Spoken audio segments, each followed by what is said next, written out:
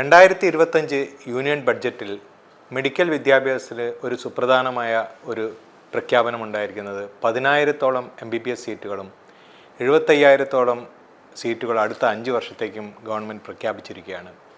ഒരു സാധാരണക്കാരൻ്റെ വ്യൂവിൽ നോക്കുകയാണെങ്കിൽ 10,000-ഓളം പുതിയ ഡോക്ടർമാർ ഓരോ വർഷവും പുറത്തിറങ്ങുന്നു. ഏകദേശം 75,000 ഡോക്ടർമാർ അടുത്ത 5 വർഷം കൊണ്ട് പുറത്തിറങ്ങുന്നു. അത് വളരെ നല്ലൊരു കാര്യമാണ്. ഒരു വിദ്യാർത്ഥിയുടെ വ്യൂവിൽ നോക്കുകയാണെങ്കിൽ മെഡിക്കൽ എഡ്യൂക്കേഷൻ ആഗ്രഹിക്കുന്ന ഒരുപാട് വിദ്യാർത്ഥികൾ നമ്മുടെ നാട്ടിലുണ്ട്. പലരും വിദേശങ്ങളിൽ പോയി പഠിക്കാൻ നിർബന്ധിതമാകുകയാണ് ഇപ്പോൾ നമ്മുടെ സീറ്റുകളുടെ എണ്ണക്കുറവ് കാരണം. അവരെ സംബന്ധിച്ചിടത്തോളം ഇത് വളരെ സുപ്രധാനമായ ഒരു പ്രഖ്യാപനമാണ്. ഏകദേശം 10,000 കുട്ടികൾക്ക് ഒരു പുതിയ ജീവിതം തുടങ്ങാൻ വേണ്ടി ഇത് സഹായിക്കും.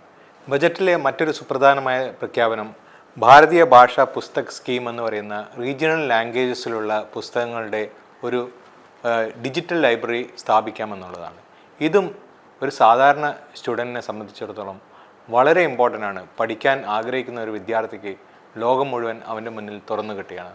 ആർട്ടിഫിഷ്യൽ ഇൻ്റലിജൻസ് സെൻറ്റർ ഓഫ് എക്സലൻസിൽ ഹെൽത്ത് സെക്ടറിനെ കൂടെ ഉൾപ്പെടുത്തിയത് വളരെ സുപ്രധാനമായ ഒരു പ്രഖ്യാപനമാണ്. ഭാവിയെ മുൻകൂട്ടി കണ്ടുകൊണ്ടുള്ള ഒരു പ്രഖ്യാപനമാണ് അതെന്നാണ് എൻ്റെ അഭിപ്രായം.